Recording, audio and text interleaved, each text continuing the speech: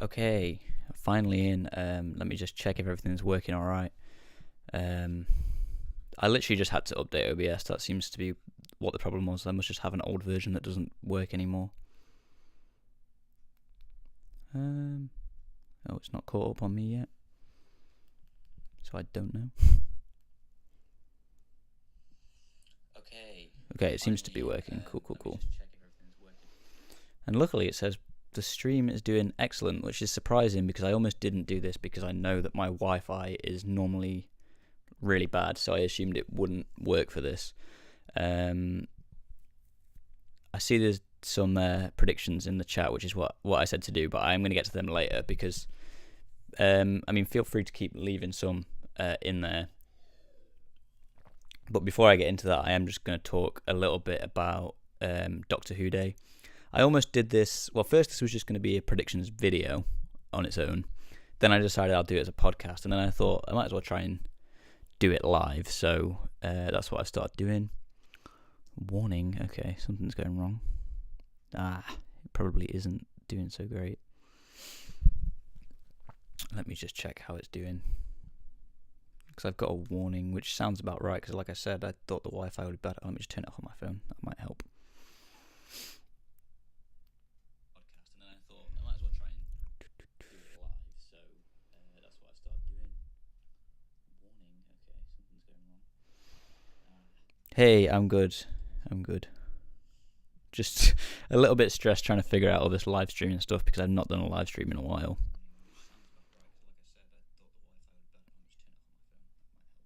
Seems fine on my preview, so we shall see. If all goes wrong, it'll just the live stream might just suddenly end. We'll see. Okay, so yeah, like I said, we will get into the predictions, my predictions, and keep leaving some in below because that's what the main topic of this is going to be. But to begin with, I want to talk about Doctor Who Day. I don't want to talk too much about it anyway, but just a little bit. Oh, I was going to record this as well so I could have it as the podcast, but I feel like it'd be weird to start recording it now. I might just download the stream later. I'm not sure.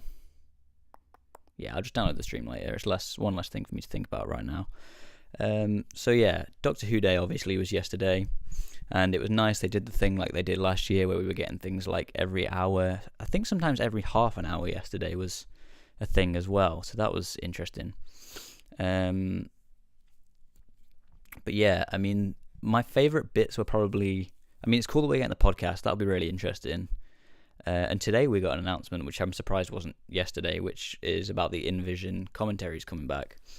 But I think my favourite bits were basically any of the new shots we got of 15th Doctor and Ruby Sunday, which we got in like a lot of the posts, to be fair. We saw him first in the Wales, the Cardiff water feature thing that they were doing, which was really nice to see. And then we saw him in, what trailer was it first? I think it was the 60 Years trailer, where it went over like every year and skipped past the Wilderness Years and TV movie, which was a little bit annoying. And then we saw a bit of 15 and Ncuti at the end. Yeah, it does look quite spooky, that one. That one was very exciting. I'm excited to see what that one's going to be. I think it looks like it's going to be from the Christmas special. Mostly for me, I'm only thinking that because it says 2023 in the bottom corner, not 2024. Unless that was a mistake, but it seems like it's going to be for the Christmas special, that one. So it'll be interesting to see what's going on there. And then we got them in the other trailer with Paul McGann narrating it. We got to look at both of them separately in that. Yeah, and the outfit. I have seen people saying that outfit is meant to be from the Christmas special, I'm pretty sure. But it's an outfit we only just saw for the first time yesterday, as far as I'm aware. So, yeah, but I guess that is an indication towards it. Yeah, I am excited for the 60th as well, Doctor as Prime. It's crept up really quickly. I did not expect it to be... it doesn't feel like it should be tomorrow. So every time I'm reminded it's tomorrow, it's a little bit crazy. Should have figured out a way to put like the chat on here, but I don't really know how to do that stuff.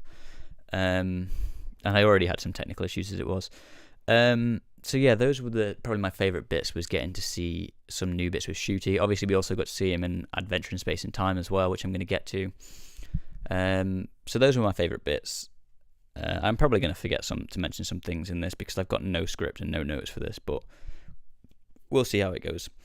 But yeah, then we got the Daleks colorization, which I watched. It was the first time I've seen the Daleks, because it's a little bit daunting going into the original version of the Daleks, because I think is it like 7 parts or something like that, or even maybe even 10. I don't think it is 10 though. I think it's 7 parts, 25-minute episodes, black and white. I've not seen any black and white stuff yet, but not necessarily that the black and white part is a negative, to be fair. So I never got around to watching the Daleks, but because they had the colorization yesterday, I've finally seen it. I think it was a really good colorization, a really good edit of it as well. Obviously, I don't really know how much of it. Well, I know how much of it was cut out. It was like a whole 100 minutes of it being cut out, but I don't know like specifically what was cut out of it because I haven't seen the original. But I think it was great.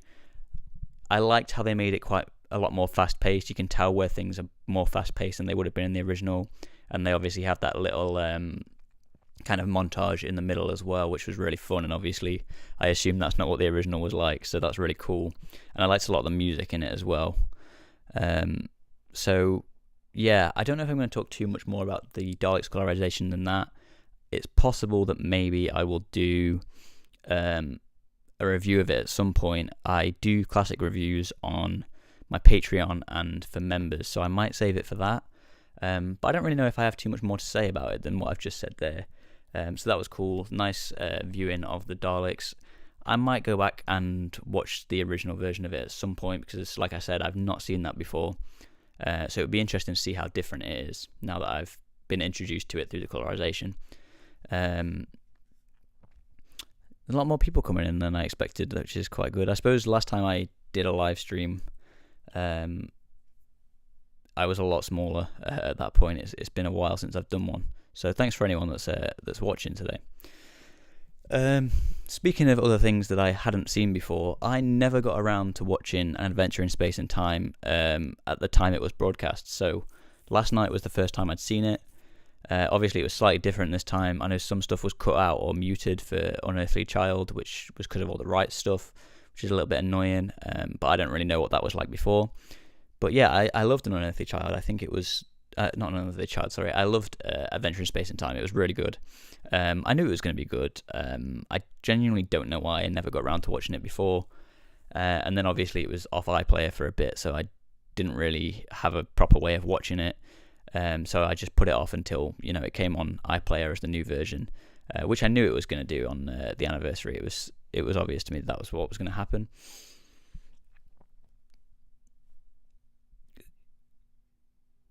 Yeah, I'm the same with Classic Who. The early episodes, especially, I don't know. They just seem more difficult for me to watch, and I don't know why. But I have been watching. This year is when I've basically started watching a lot of Classic. But yeah, it's not much of the early stuff that I've seen. I've not really seen any of the black and white stuff.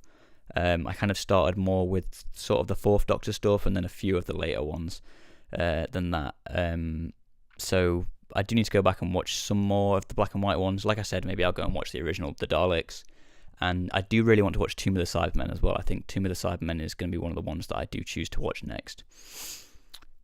Yeah, An Adventure in Space and Time, it is wonderful. It was... I did cry. I didn't know if I would. I heard that it was quite sad, but I didn't know if I would. But it was a lot more emotional than I expected it to be, and it was really good. I don't know if I can maybe do a review of it at some point. Maybe I will. Maybe I'll watch it again and try and take some notes and do a review of it at some point, the start of next year maybe. I'm not sure. But obviously at the end of that we got a look at Ncuti in place of where the Matt Smith stuff was before, which I've seen some people complaining about, which is a little bit crazy because I'm pretty sure Mark Gatiss said the whole intention of that was filmed in a way so that they could swap it out with new Doctors, which makes sense. And I feel like some people have misinterpreted that as they would swap it out every time there is a new Doctor. But I assume it just means whoever is the Doctor every 10 years that they show it, they'll update it with whoever's the current Doctor at that time, which I think is a really nice idea. And, you know, it's not Matt Smith erasure like some people are trying to say it is, because, you know, the whole point of that scene is look into the future, and Matt Smith's not been the Doctor for a decade, so it wouldn't really have the right message if he was in it, just randomly in it at the end. So weird that people are saying that. If you want a good first Doctor story, try the Romans. Yeah, I think I do want to get into some Fourth Doctor ones. I have been watching the Mr. TARDIS reviews of the first Doctor stuff, so from that I'm getting like some ideas of kind of which ones seem like they're going to be really good and that I'd be interested in and stuff like that. So I might use that as a bit of a basis to kind of watch them. But definitely from what I remember from the review from the Romans, it sounded like it was really good. I'm glad it was Ncuti and not David. Yeah, I agree with that. Although technically, you know, David is the current Doctor. You know, he was the Doctor a while ago as well. He's very saturated in Doctor Who at the moment, and like I say, it's about looking to the future. So Ncuti is actually the future of Doctor Who at the moment. So you might as well go as far into the future as you can to get that message across. So I agree that it's a lot better that it was Ncuti and not David. Yeah. Maybe that's all I have to say about Doctor Who Day. I don't really know if I have anything else to say about it besides that. So maybe we can get into some predictions for the 60th. I am incredibly jealous that some people have already seen it. I already was when it was the press things, but that was like, you know, it's like obviously I'm not going to have seen it with the press. That would be crazy. So yeah, but the fact that some people have seen it last night is, you know, but I wasn't going to bother to go all the way to Cardiff to see it, even though I've never been to Cardiff before, and I'm sure I would love to go at some point, but that was not the time, and I was at work, so I wouldn't have been able to. Should I start with my own predictions or read some of the chat ones? I'll read some of the first chat ones just because otherwise there'll be so many more that I have to catch up on. Okay. Well, since Russell said the first special would be like a Pixar family film mixed with 2008 Who, I think tomorrow will be super tame and will literally be if the Star Beast was a 2008 episode. I agree with that. I think the Star Beast is going to be fairly kind of run-of-the-mill, very Series 4 feeling, just kind of a standard Doctor Who episode with, you know, obviously an adaptation of the comic book. I don't think there's going to be anything crazy kind of lore-wise in there besides, you know, the Doctor and Donna reuniting and stuff like that. I think it's just a way of easing people into it. Again, especially people that haven't watched since like Series 4 or whatever. So I do agree with that. And apart from maybe a mention or two, there will be no overarching plot until the end. Yeah. Because a lot of people were thinking these specials would be quite like intrinsically linked and it'd be kind of like a three-parter. With like the toy maker doing stuff throughout, and I do feel like there is going to be stuff with the toy maker throughout that's maybe revealed in the giggle, but from some comments Russell's made, it does sound very much like he's trying to emphasize that these are all separate episodes, kind of like in 2009, but they're just week to week this time. So it will be interesting to see how linked they are. I feel he has said there's cliffhangers at the end of every episode, so they're going to be linked in that sense, but I don't know, kind of, what was I saying? I've completely forgot. Yeah, I don't know, like, in terms of, like, the toy maker as the overarching villain or anything like that, if that's necessarily going to happen.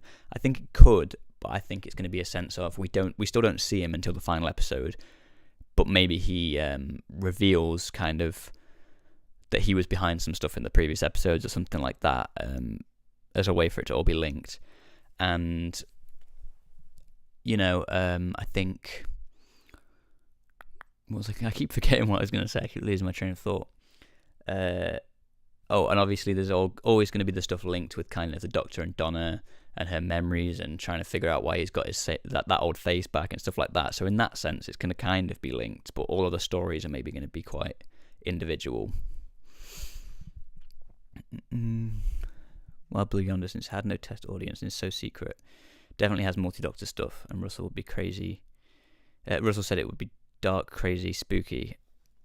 Yeah, I'm very excited to see Wild Blue Yonder. It's definitely the one that I'm most excited to see and most interested to see how it's going to be. In terms of the multi-Doctor stuff, obviously there's some secrets he's really trying to hide in there, and I do think it's going to be about returning actors. Possibly this is where we see Susan, but I do think it's possible that previous Doctor actors will return. But for my personal theory, I think they might not necessarily be playing their Doctors. They might return, because I think Russell or someone has said that there's going to be actors we see that are kind of there but not in the way you expect, or something like that. I can't remember exactly what the quote was or who it was from. And so I think it's going to kind of be like that, where some of the previous Doctor actors and maybe companion actors make a return but playing like different characters or something like that, which would be really interesting if true. I would obviously love it to be them playing the Doctors themselves and interacting with each other, but I could see that being true. And I think that's what Zagreus did a little bit, as far as I know. I've never listened to Zagreus, but I think that did a similar thing where the Doctor actors and companion actors came back but played different characters. And it could be something like that, or maybe even taking more inspiration from that than we think, where that's kind of where the idea came from, or it's maybe adapting that storyline slightly. But we'll have to wait and see. Like I said, I'm most excited for Wild Blue Yonder because we know practically nothing about it, so that's really exciting, and I'm glad it seems to have stayed that way. At this point, I'd be surprised if we get any more information about it now, because the specials are about to start airing, although it would be surprising if there isn't like a next time trailer at the end of the Star Beast, but it might even be similar to the ones in the titles teaser where it's all redacted, or we barely have any shots in it, so who knows.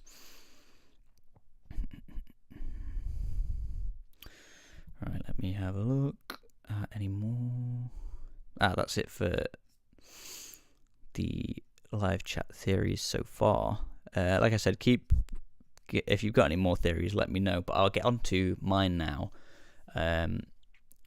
We'll go in order, and I'll start for the Star Beast. So the Star Beast is the one that we kind of know, I wouldn't say everything about, but we know pretty much how it's going to go. I'm so happy Doctor Who is back. It's been over a year this time, hasn't it? 13 months, so it just feels... well, I've just missed it so much. It feels crazy, and it doesn't feel like it's... It doesn't feel like it should be tomorrow, but it also feels like it's been so long. But yeah, anyway, the Star Beast, it's the one we basically know how it's mostly going to go, because it's an adaptation of the comic book story, and I do think it's going to be fairly closely adapted to that.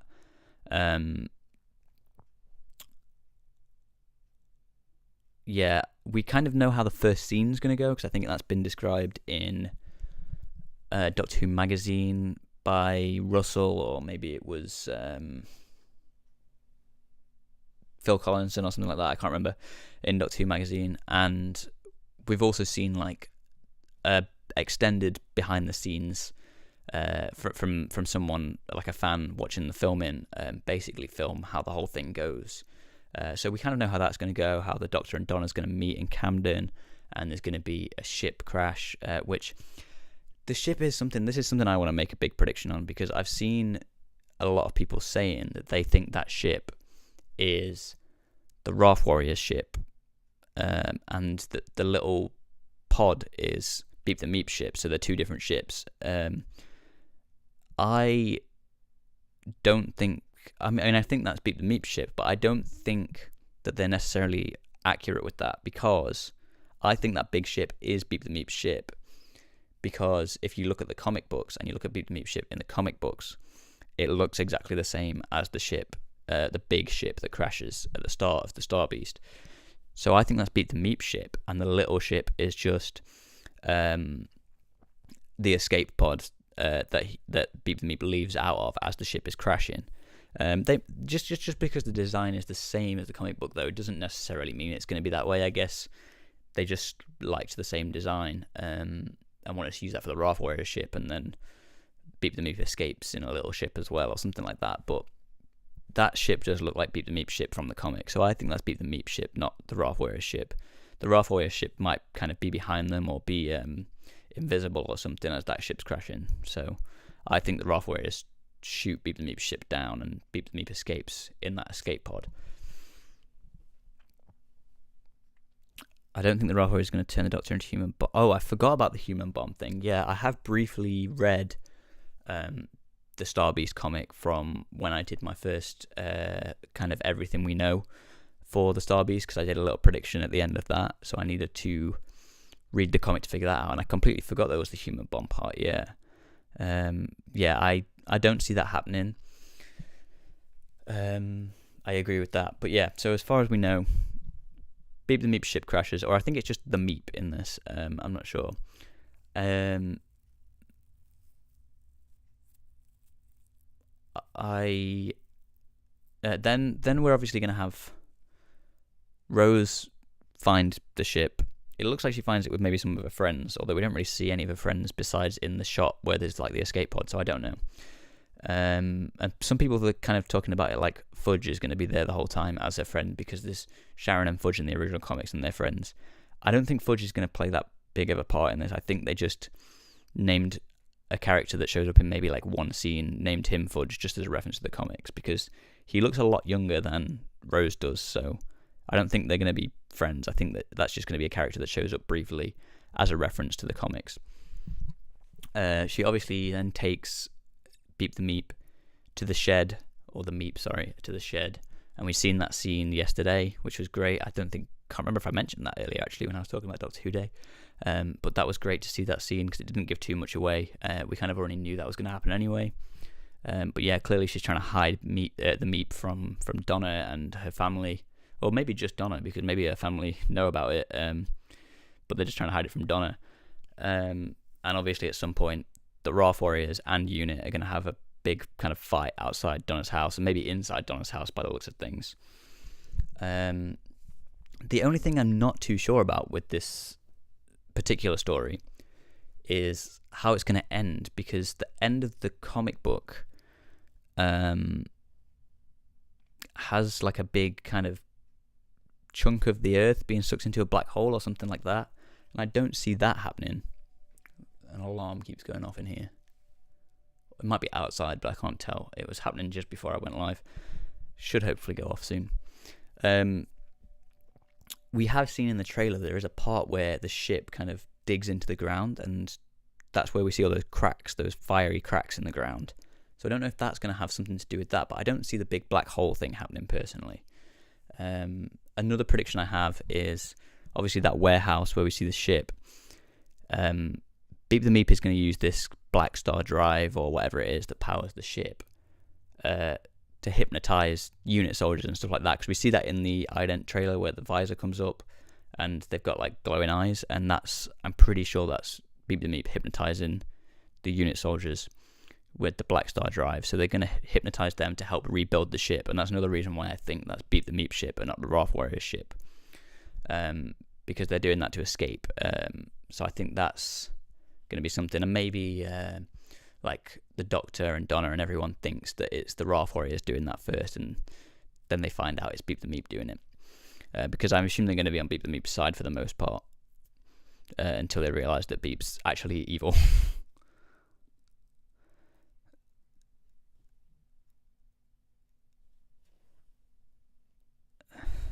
I think the Earth cracking with lava is their black hole equivalent. Still world ending, but not as bad. Yeah, I could see that.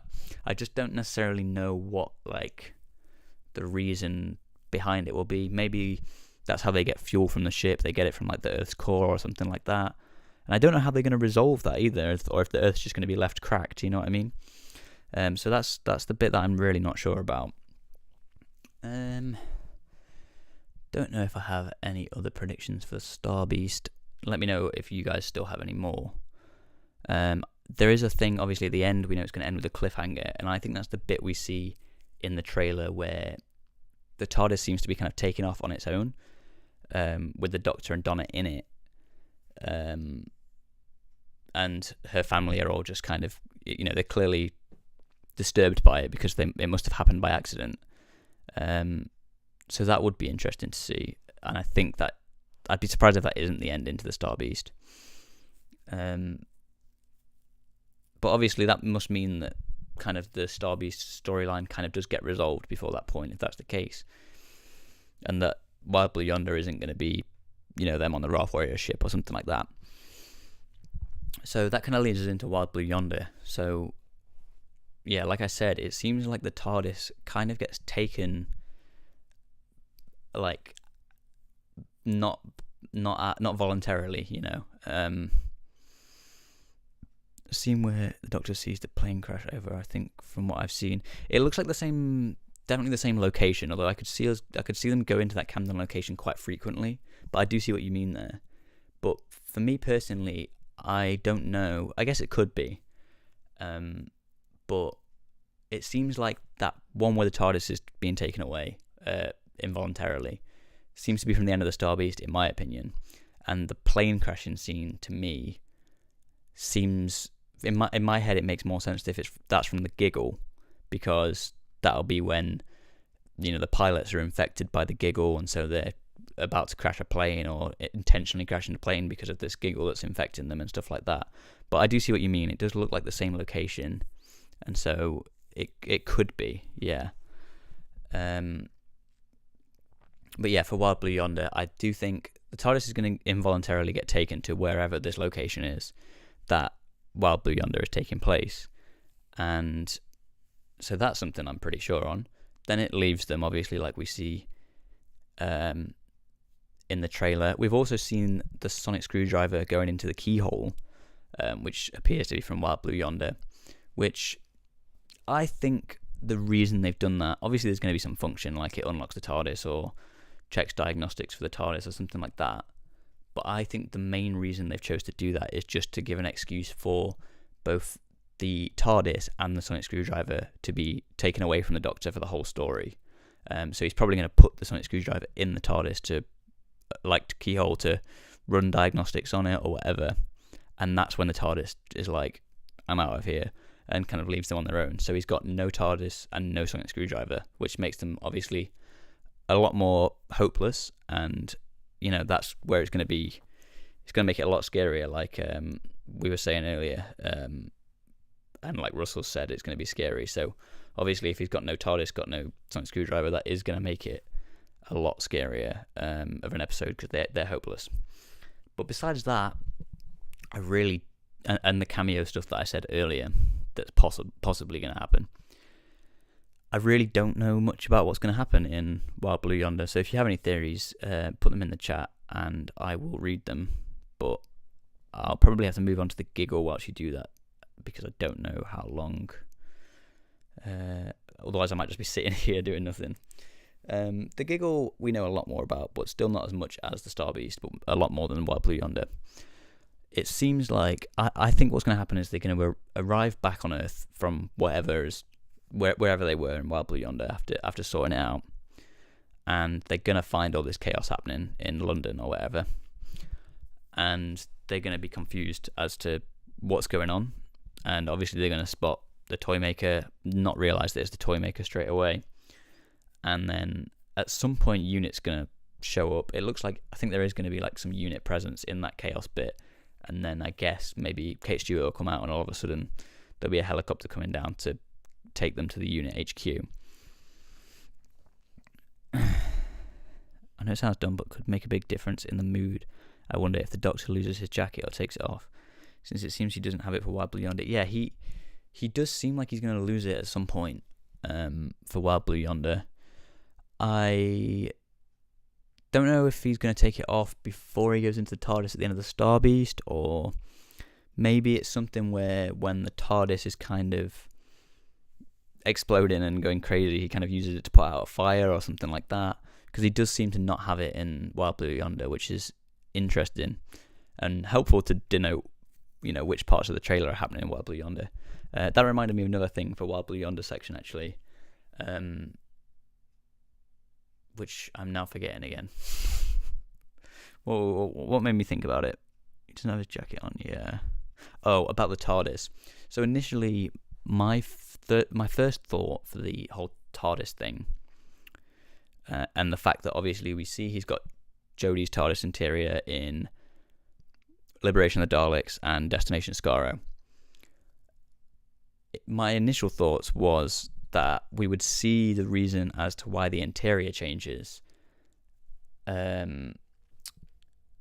during Wild Blue Yonder, because obviously we see the TARDIS kind of explode in and run away, and I thought when it comes back it would have the new interior.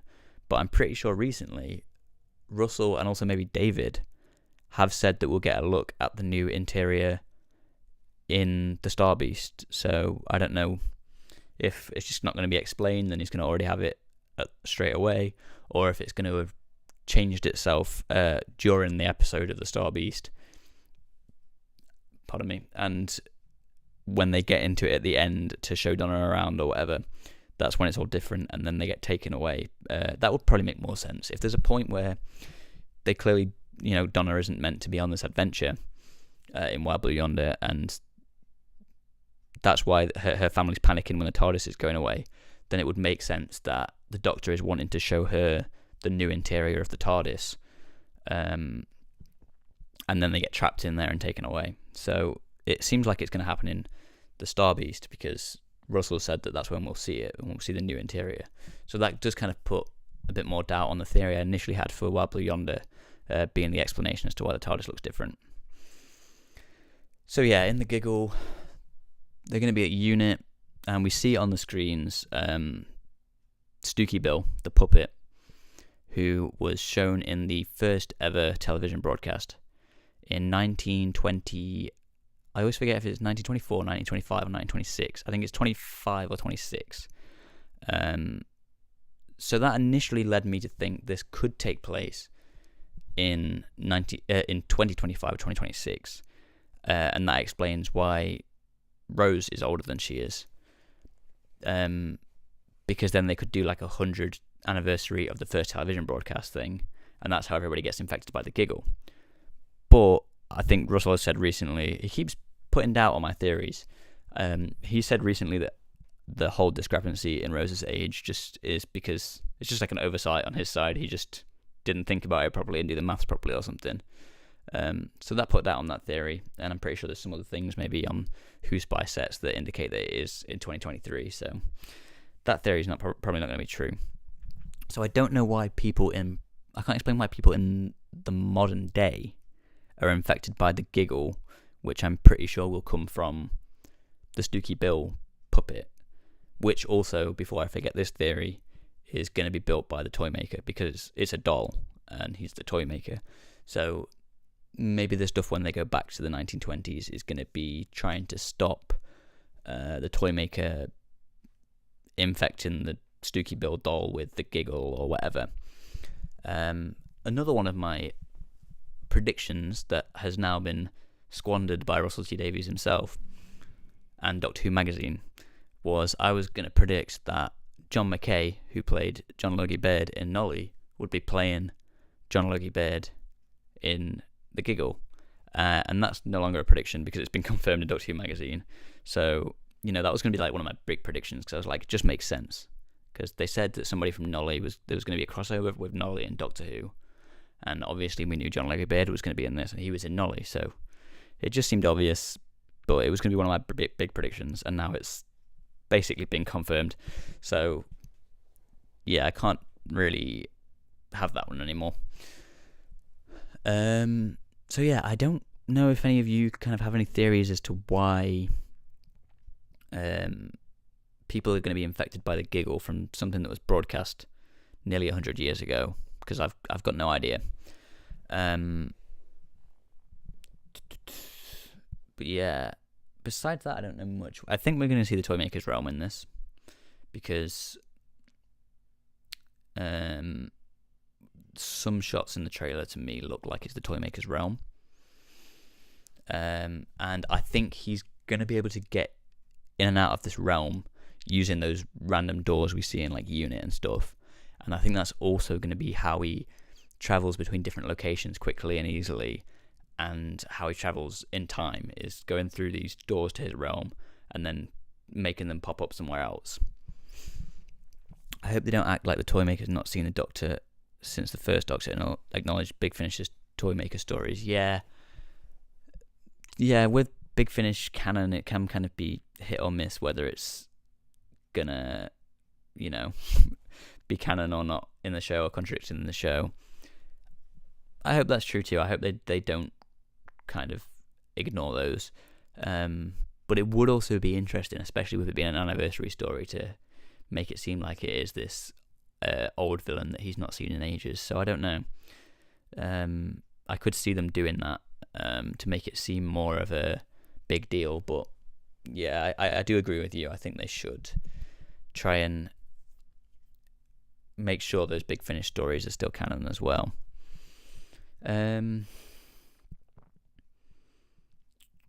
What else is there in the giggle?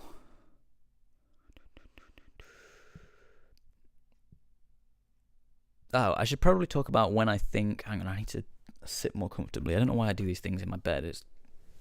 I get really uncomfortable quickly.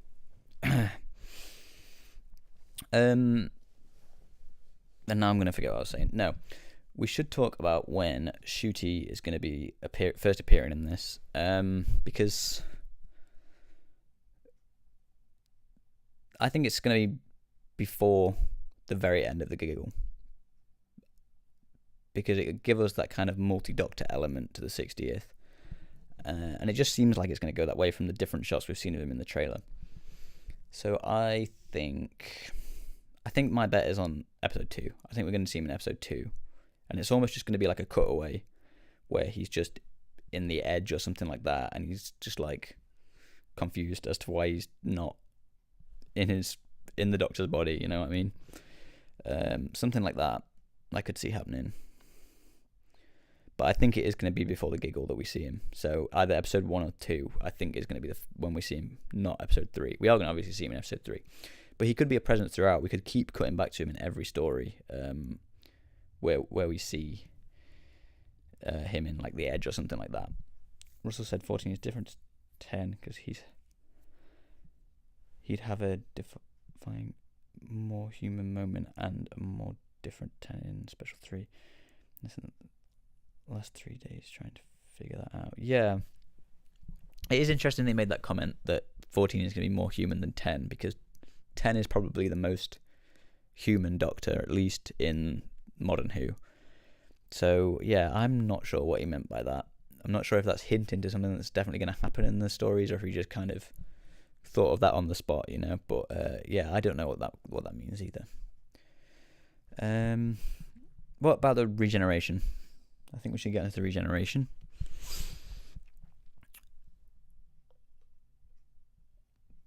Regeneration. That was meant to be a little nod to Utopia there. We've got inside Professor Yana, close-up shot of Professor Yana's face, looking confused. Regeneration. I don't know how the regeneration is going to occur, but I think my most likely guess, and I've seen some people saying this, is the big cannon. I think it's just, and I think that would be really fun to see actually, is if he just gets shot by the big cannon. Starbase should open with Ncuti on the edge, and then 10, and then him and 10 possibly over Doctors talking. Then 10 pushes Ncuti out of the way or something. That would be quite funny. I don't know if that's how it's going to happen. I would find it really cool to see Ncuti in the first kind of the first act of the Starbeast. I think that would be really good to see. And I do think it would be cool to see Tennant playing 10 in the Edge as well. So I do like that idea. I don't know if it'd happen exactly like that, or if I'd want it to happen exactly like that. But I'd especially love a moment where we're in the Edge and we've got Ncuti, 14 and 10 in the Edge talking to each other, trying to figure out like what's going on, or fighting for who should be the Doctor or something like that. I think that would be really cool. But I suppose, yeah, if it is 10 pushing Ncuti out of the way or something, that could make sense, because 10 is the one that said he didn't want to go. 14 is probably the one that's going to be kind of being like, okay, I've made peace, I want to go now. But yeah, 10 would be the one to be like, nah, sod this, I'm going to, in the Edge, I'm going to push this new me out of the way so I can be the Doctor again. Because of his final lines. Yeah, in terms of regeneration, the best shot I have, and I'm not going to die on this hill, but the best shot I have is he's going to get shot by a big cannon, the big galvanic beam. And I think that shot where we see Ncuti open his eyes in the trailer, and the shot where he's saying, what the hell is going on here? I think the real background that we haven't seen, is going to be on the top of that helipad after he's been shot by the big cannon. I kind of find it... I do genuinely think it's possible that that's what will happen, but the only way I can imagine him being shot by a big cannon in my head looks really funny. And obviously it's probably not going to be funny, it's going to be serious. And I can't imagine how it will be done seriously. But I just imagine a big cannon laser just... and then he's... all of a sudden everything is just quiet, and then he just wakes up as Ncuti or something. I think 14 should sacrifice himself for Donna. I agree with that. That would actually be better and make more sense, and would just work better thematically. But I just kind of like the idea of him being shot by a big cannon. And that's his more human moment. Oh yeah, that could explain the more human moment, I suppose. Yeah, because at Wilf he's got his massive ego and he's shouting at him. But if he's just immediately willing to sacrifice himself for Donna, there's the difference in the character. I could see that. I could definitely see that. Is there anything else that I've probably missed? There probably is. There always is. How is the stream looking? I mean, it must be working fine because people are commenting fine.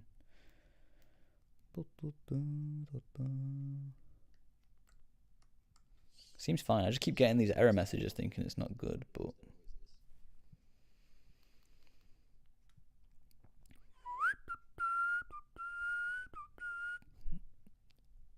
yeah, I don't know what else I have to say. I wonder how much of Ncuti we're going to get at the end of the episode as well. Whether, if he does regenerate outside of the TARDIS, are we going to see him go back into the TARDIS and pull a lever and take off? Like, I think that would be cool. Or is it going to be he regenerates into Ncuti and then that's it? Although, maybe there'd also need to be another goodbye to, like, Donna again, so long as she doesn't die. And, the Donna's family and stuff like that. And that would have to be done maybe as Ncuti, unless we do have a little, not farewell tour, but, before he has to regenerate, he goes and says goodbye. Maybe that's probably quite likely.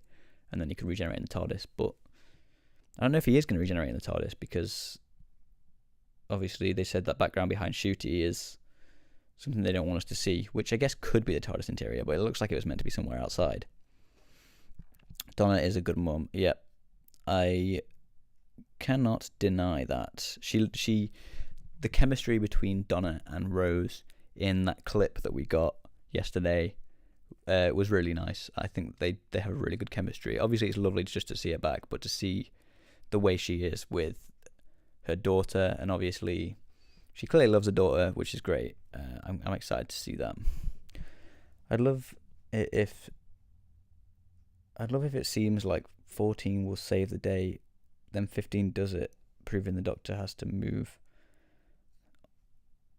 on. Yeah, move on. Hence, I want to go now type of line or something. Yeah.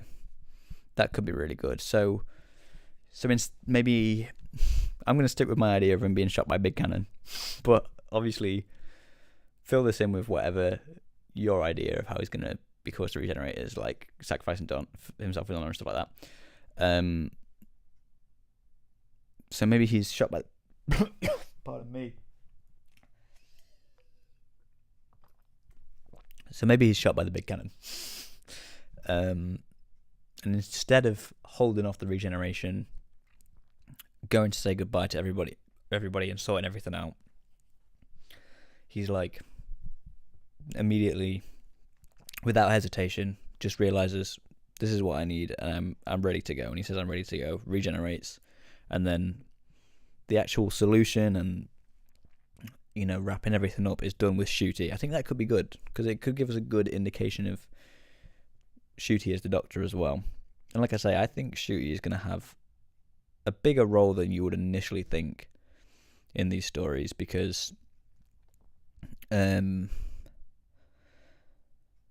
don't know the reason why. I just think he is, like, because you'd think it would just be, for most new incoming Doctors, it'd just be, you see them at the end after the Doctors are regenerated into them. But I think it's going to be a lot more than that for him. 14 will sacrifice himself. Yeah, I do actually like that theory. I know I keep saying about the big cannon. I don't know. Like I say, I don't actually know if that's what it's going to be, and I'm not going to die on that hill. I think it will be actually a lot nicer if he does sacrifice himself for Donna. I just can't think of the specific scenario in my head, so I just keep going back to the big cannon as a joke. Cannon's the best idea by far. 14 goes splat, and Ncuti just pops out. Yeah, like, we might not even see him, like the energy come out of his hands and anything like that. It's just big cannon, and then all of a sudden Ncuti just pops up, you know. I do think that's quite, like, I'm not gonna say that's what I think is gonna happen, but I'm not saying that's gonna be impossible. I think that's very possible. But obviously, like I say, I would prefer it maybe if he had to sacrifice himself for Donna. But maybe Donna's about to be shot by the cannon, so he does it instead. You know, so we can get best of both worlds in there.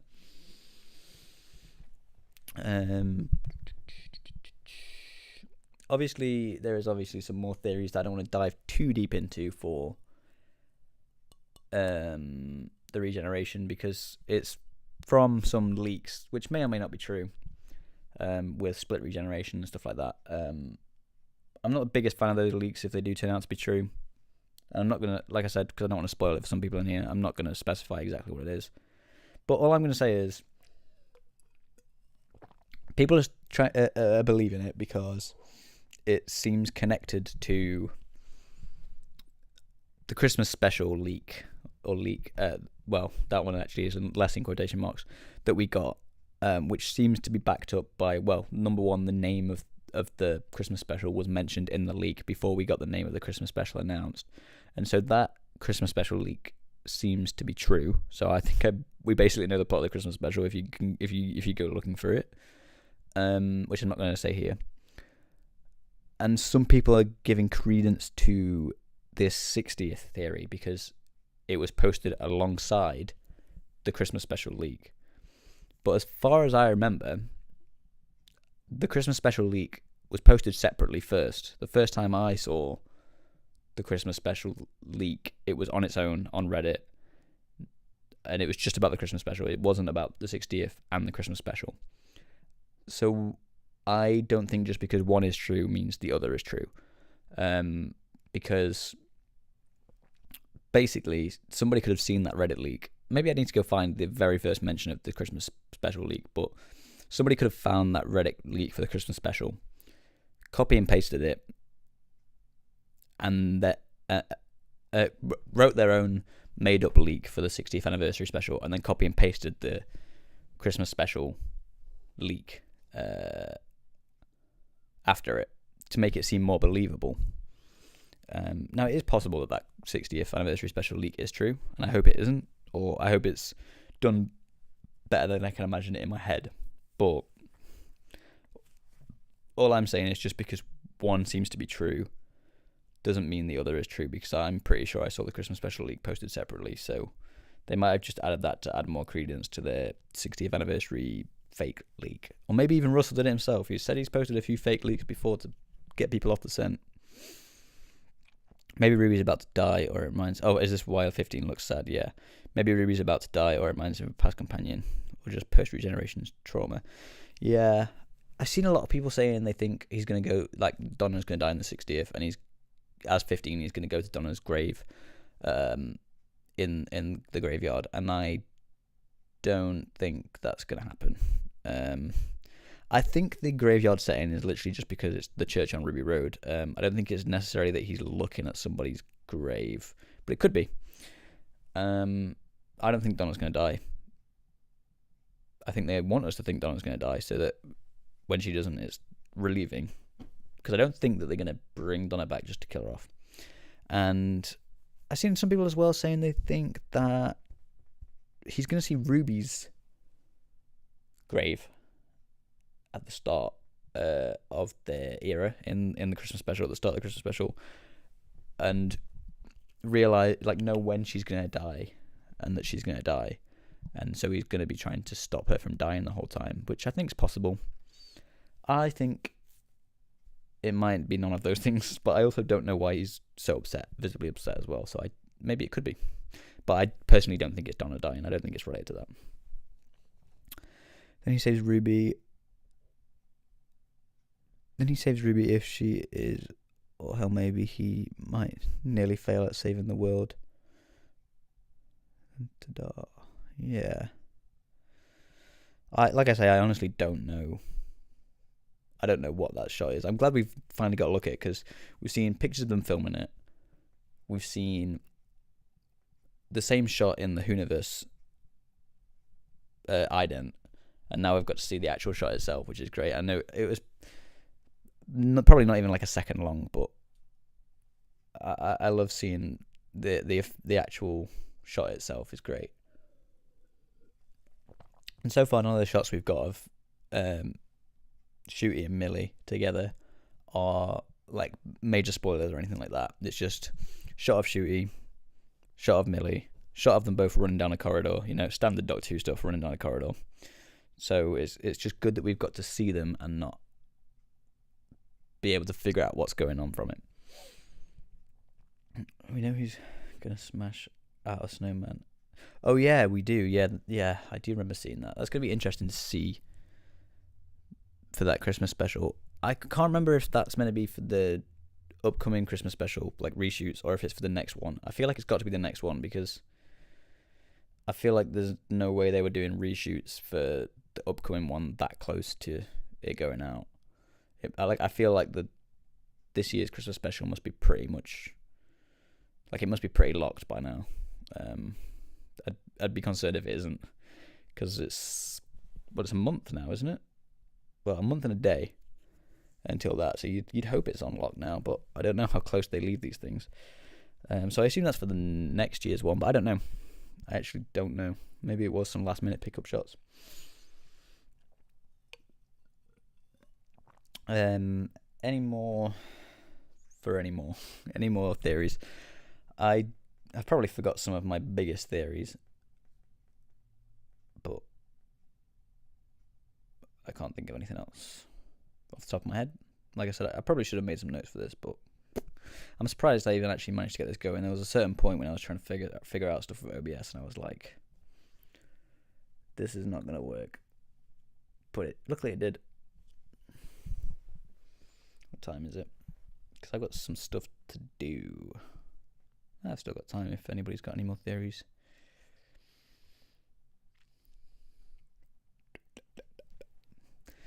Hope Ncuti breaks the 3-year record. Yeah. For a while I was saying he's only going to do 2. But I could also see them... I'm more and more convinced more recently that I could see him doing 3 or 4. Because initially I was like, they're getting these 2 series in the can so that he can go off and do other stuff. But now I'm thinking maybe they just want to be really like ahead of it so he can go and do other stuff if he wants. I do think that is possible now. But it's still possible he might only do 2, which is fine. But I'm really excited to see him, and so obviously I would love him to do more if possible. But we just don't know what the format's even really going to be like this time. Obviously we know the episode count and stuff, but are they going to change the format drastically now that it's like been freshly rebooted? Oh, what have Doctor Who tweeted? Anything exciting?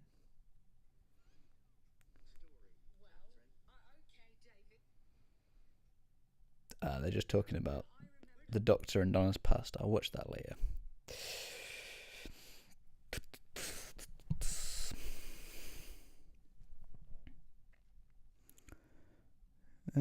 I think that might be it. because I've run out of stuff, and there's some theories and stuff coming in here, but I think we've got the big ones. So yeah, this has been good. I'm glad I actually managed to get it working, because I for a second I thought, well, this is it, but all I need is clearly all I need to do is update OBS, and I must have just not done that in a while.